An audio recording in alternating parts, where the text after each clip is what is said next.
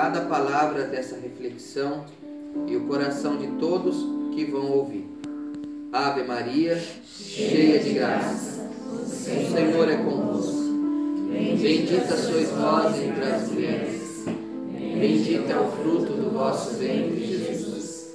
Santa Maria, Mãe de Deus, rogai por nós, pecadores, agora e na hora de nossa morte. Amém. Então, com a graça de Deus, mais uma vez o Senhor vem nos trazer o alimento da sua palavra, vem nos trazer rumo para a nossa caminhada de cada dia. E para iniciar essa breve reflexão, quero falar um pouco sobre a primeira leitura. Então, na primeira leitura, nós vimos que o profeta Elias foi um grande homem de Deus, um grande profeta de Deus do Antigo Testamento, tanto que na transfiguração de Jesus no Monte Tabor, duas figuras aparecem diante de Jesus no Monte Tabor. Uma é Moisés e a outra é Elias. Moisés representando toda a lei e Elias representando os profetas, toda a profecia que foi feita a respeito do Messias. Então Elias era um homem de Deus, um profeta de Deus de grande poder de palavra.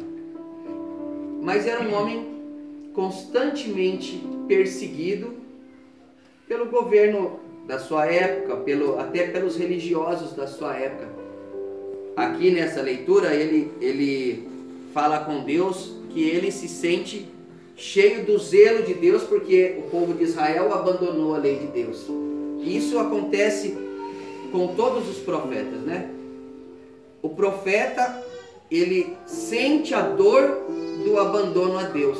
É um mistério de Deus. Porque o profeta, ele é tão unido a Deus, ele é tão amigo de Jesus, que ele sente a dor do abandono ao próprio Deus. E ele sentia essa dor do povo de Israel ter se afastado dos mandamentos de Deus. Então ele se apresenta diante de Deus pedindo clemência de Deus por ele e pelo povo, e dizendo a Deus também: já mataram todos os profetas, só sobrou eu. Vocês ouviram na primeira leitura que ele diz isso para Deus: mataram todos os profetas, abandonaram sua lei, só sobrou eu e querem me matar. Então isso é uma característica do seguidor de Jesus. Nós vemos até hoje, durante toda a história da igreja e até os nossos dias, sempre aqueles que profetizam de verdade, de fato, a vontade de Deus, aqueles que lutam de fato pelo querer de Deus, aqueles que não têm outro interesse, nem comercial, nem material, nem de autopromoção, mas aqueles que querem de fato servir a Deus e ver as pessoas servindo a Deus e ver que as pessoas podem ser mais felizes com Deus. Sempre esses amigos de Deus sofrem um pouco mais. Foi assim na história de todos os homens e mulheres santos de Deus, todos os profetas do Antigo Testamento, as profetisas também. Sempre é assim.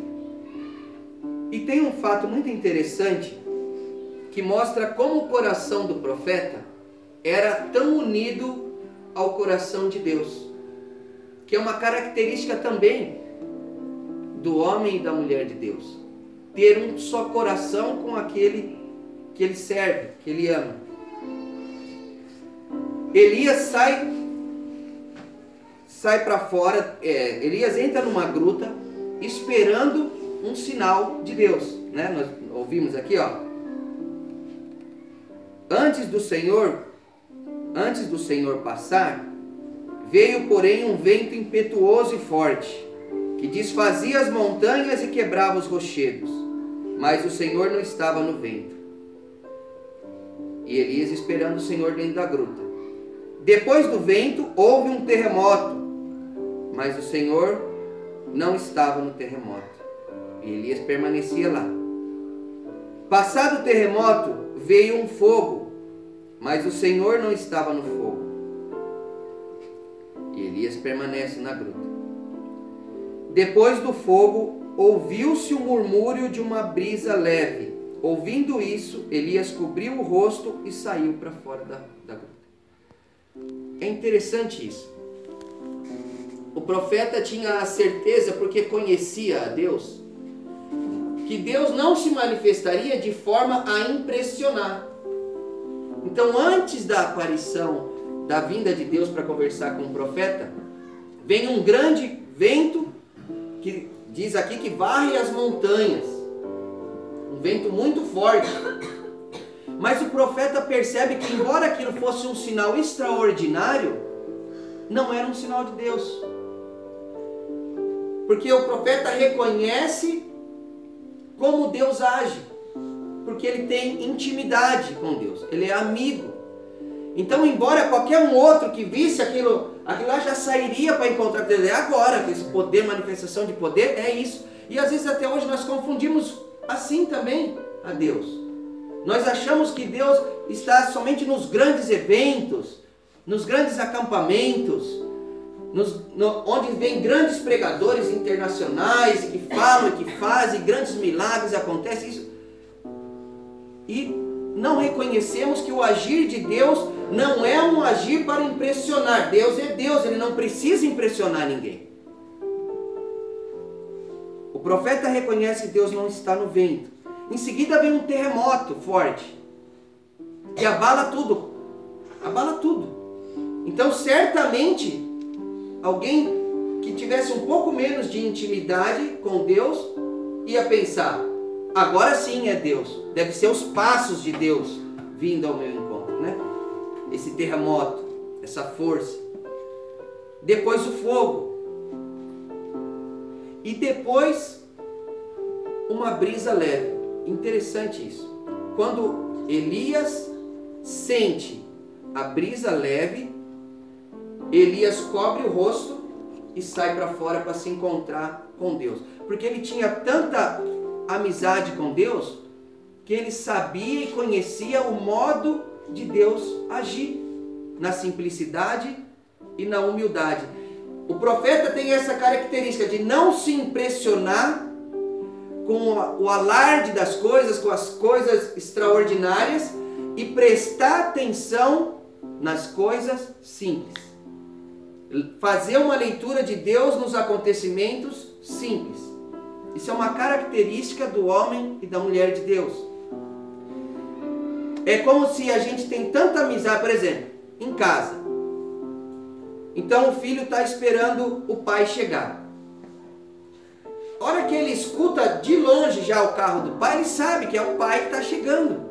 Pode passar 10 carros, pode passar uma Ferrari com um barulhão bonito, pode passar um helicóptero, não é o pai dele. A hora que ele escuta o motorzinho do Fusca chegando lá, é meu pai. Porque se conhece. Então o profeta, ele conhece a manifestação de Deus, ele conhece o som de Deus, ele sabe quando é Deus que está falando. Isso é o grande diferencial. A amizade e a convivência com Deus, e agora trazendo para a nossa vida, a amizade e a convivência com o Senhor Jesus, a amizade e a convivência com o Santíssimo Sacramento, a meditação na sua palavra, nos faz ter uma intimidade tão profunda com Deus, que nós vamos nos tornando um coração só com Ele. Então nós conseguimos perceber Deus nas coisas simples, porque nós estamos nos acostumando, tanto na sua palavra como na sua presença eucarística, nós estamos nos acostumando com o jeito de Deus agir. Então facilmente a gente descarta, a gente vê um negócio estrondoso e todo mundo indo lá e 30 caravanas de ônibus indo lá e você fala: não, não é lá. Não é lá que eu vou me encontrar com o Senhor. E nas coisas simples, às vezes, né, aqui numa escolinha simples, que leva o grupo, a comunidade que leva o nome da grande Santa Clara, depois de Nossa Senhora, ninguém mais amou a Deus tanto e foi tão pobre como Santa Clara. Ninguém se doou tanto a Deus depois da Virgem Maria como Santa Clara, nenhuma outra mulher. E por isso, você vê numa manifestação simples, quem está aqui? Jesus. Jesus. Está aqui no nosso altar aquele a quem o Papa reconhece como Deus. O Deus do Papa está aqui. Está aqui o Deus de todos os grandes profetas e pregadores internacionais ou nacionais, profissionais, seja que for. Hoje tem muito pregador profissional também, né? Mas aqui está o Santíssimo Sacramento, diante de quem todos se ajoelham. Então o Senhor veio com sua presença física e real no meio da comunidade de Santa Clara. Ter intimidade com Deus é reconhecer isso. Deus age nessas coisas assim, simples. Ele está aqui. Aqui está o céu, porque onde está Deus, está o céu. Santa Teresinha recebeu uma palavra de Deus que o céu é Deus. Então, onde está a presença de Deus, está o céu. Nas coisas simples. Uma outra coisa agora sobre o Evangelho de hoje.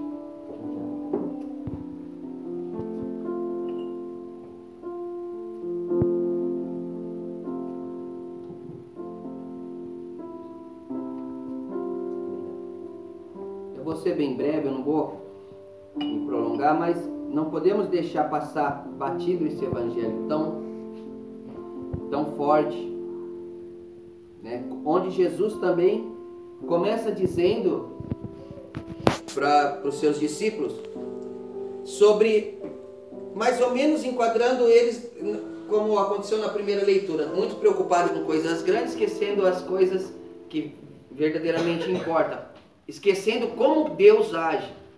E ele fala: vocês ouviram dizer, não cometerás adultério. Eu, porém, vos digo, todo aquele que olhar para uma mulher com desejo de possuí-la, já cometeu com ela adultério no seu coração. E ele segue fazendo uma comparação do mandamento vivido externamente, para os outros verem, e o mandamento vivido internamente, diante de Deus. Porque muitos deles na época tinham essa compreensão de que a lei deveria ser vivida somente publicamente. Eu nunca me deitei na cama com outra mulher. Tudo bem, mas e o seu coração? Como que é? Porque Deus olha o seu coração. Então Jesus estava chamando a atenção para as coisas simples. O não consentir com o pecado. Porque o consentimento com o pecado começa dentro do coração. Pode ser que depois ele se torne físico, mas ele começa lá dentro. Então Jesus chama a atenção de que a vigilância contra o pecado deve iniciar dentro de nós.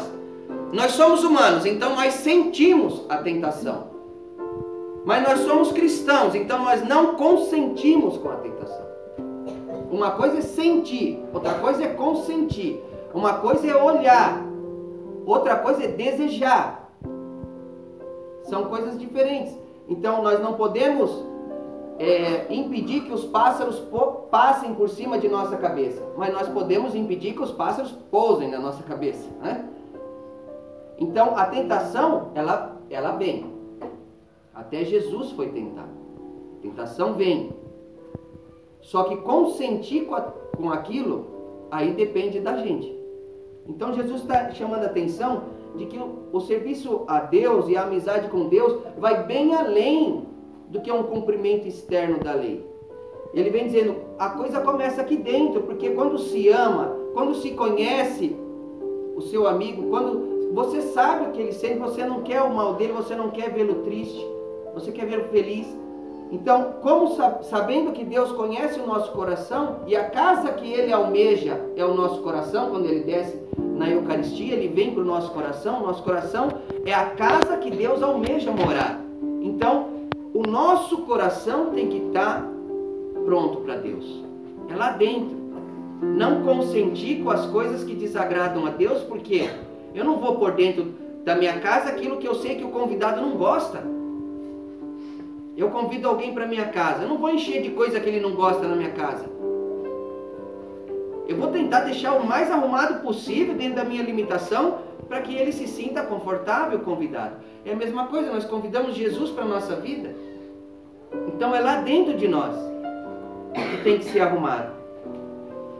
E uma última coisa agora sobre esse último versículo desse evangelho muito importante. Jesus fala assim: foi dito também, quem se divorciar de sua mulher, dê-lhe uma certidão de divórcio. Eu, porém, vos digo, todo aquele que se divorciar de sua mulher, a não ser por motivo de união irregular, faz com que ela se torne adúltera. E quem se casa com uma mulher divorciada, comete adultério. Este versículo tem sido um versículo evitado nos nossos tempos. Porque hoje está na moda pregar o que o povo quer ouvir. Hoje está na moda uma pregação cheia de respeito humano apenas e sem profetismo, sem a verdade. Eu acredito que muitos gostariam de recortar esse pedacinho do evangelho e jogar fora, porque incomoda. Só que é o Filho de Deus que disse isso. Como interpretar tudo isso? Primeiro, Jesus, ele corrige, ele leva à perfeição uma lei mosaica aqui. Existia uma permissão de Moisés para porque naquela época a mulher não era como a gente tem ideia de um casamento hoje, não era a mesma coisa do que aquela época. Naquela época a mulher era quase que uma escrava do homem. Quase que uma escrava, era uma esposa só de nome, mas ela era praticamente um objeto do homem. Ela deveria servi-lo e ele tinha total domínio sobre ela, inclusive jurídico da época, tudo assim.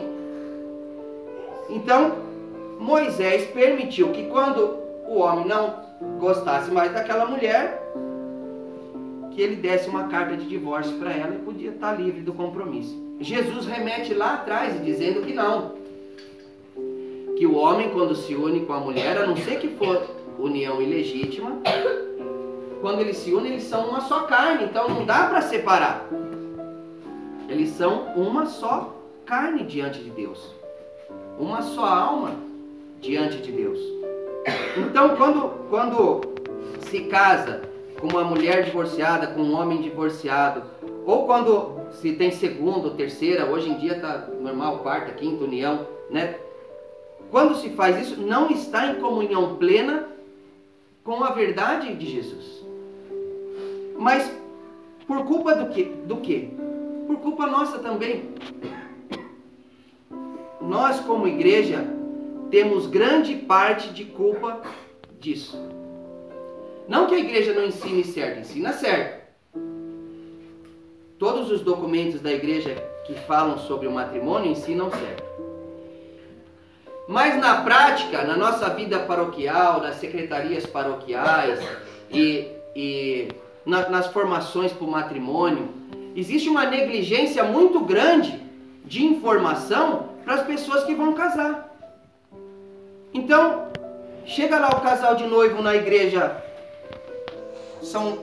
querem se casar, se amam, querem se casar, estão apaixonados um pelo outro. Não se tem nenhum tipo de acompanhamento. Não se tem uma coisa que nem, por exemplo, você vai ser padre. Você estuda 7 anos para ser padre.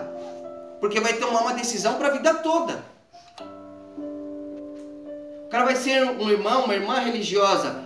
Tem 4 anos de formação para decidir se é isso que quer mesmo, porque é para a vida toda. Agora o matrimônio, chega lá o casal novinho, às vezes nem conhece direito sobre a fé. Não conhece praticamente nada. Então ele chega lá na secretaria e fala, a gente quer se casar. A primeira coisa que mostram para ele é a lista de preço de coisa.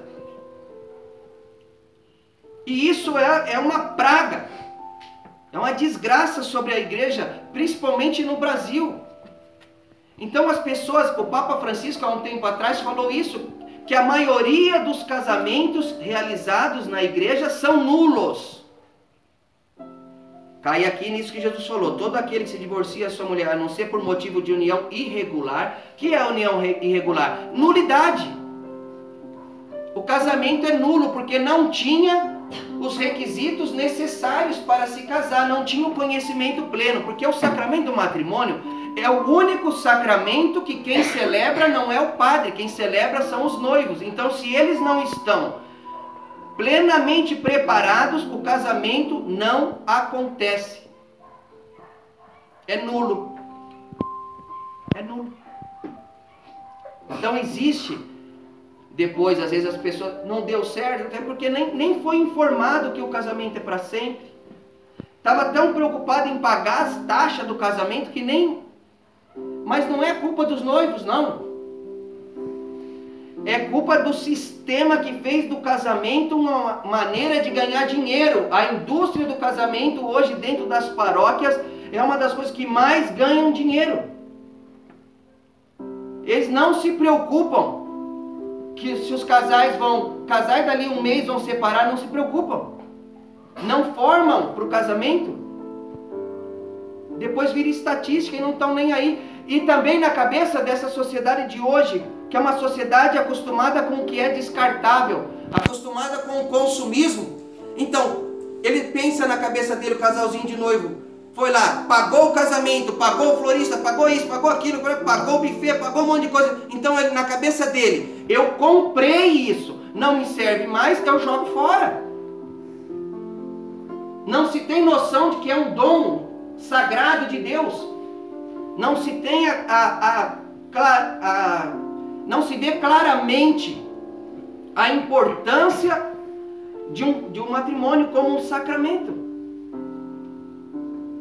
O casal que casa sem um preparo, fatalmente, dificilmente mesmo ele vai conseguir caminhar. Dificilmente, principalmente nos dias de hoje. E depois a gente vai culpar a mídia, vamos culpar isso, vamos culpar aquilo, mas na verdade nós como igreja devemos reavaliar nossas atitudes. Como nós preparamos os noivos para o casamento? Um cursinho de 2 horas? Para ser padre, 7 anos. Para ser irmão consagrado, 4 anos. Para casar, que é para a vida inteira e ainda tem a responsabilidade dos filhos que vão vir. 2 horas de formação. E se pagar, não precisa nem ir. Pagando o curso, tá bom.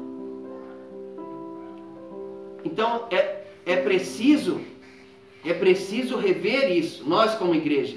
Rever essas atitudes dentro de nossas paróquias. E começar de forma simples, da forma de Deus, indo corrigindo. Eu corrijo na minha paróquia, você corrige na sua paróquia, e devagarzinho a gente vai corrigindo. E vamos melhorando, e vamos dando conselho para o pessoal do curso de noivo. Olha, vamos fazer dessa forma, vamos fazer melhor aqui, vamos melhorar aqui. É um trabalho de formiguinha, um trabalho pequeno, mas Deus age assim de forma simples. Não vai vir de cima para baixo, é necessário vir de baixo, na organização do povo mesmo. Sabendo a importância do matrimônio, sabendo a chaga que é um casamento que se dissolve e depois as crianças ficam com o pai e a mãe, cada um de um lado, e as crianças crescem com vários problemas depois de emocionais, às vezes psicológicos,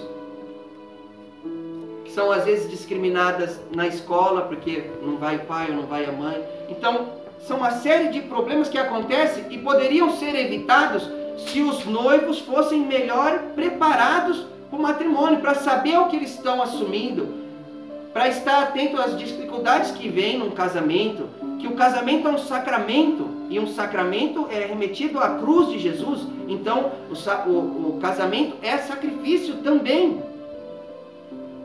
Não é assim, passou a paixão, separa e procura outro. Passou a paixão, separa e procura outro. Não existe isso, casamento é sacrifício. São Paulo diz, maridos, amai as vossas esposas como Cristo amou a igreja e se entregou por ela. Cristo amou a igreja e se entregou por ela num sacrifício supremo da cruz. É assim que devemos amar a nossa família, é assim que devemos amar o sacramento do matrimônio. Então que isso fique para nós como reflexão nessa noite de hoje e que mova nosso coração a se mexer a esse respeito.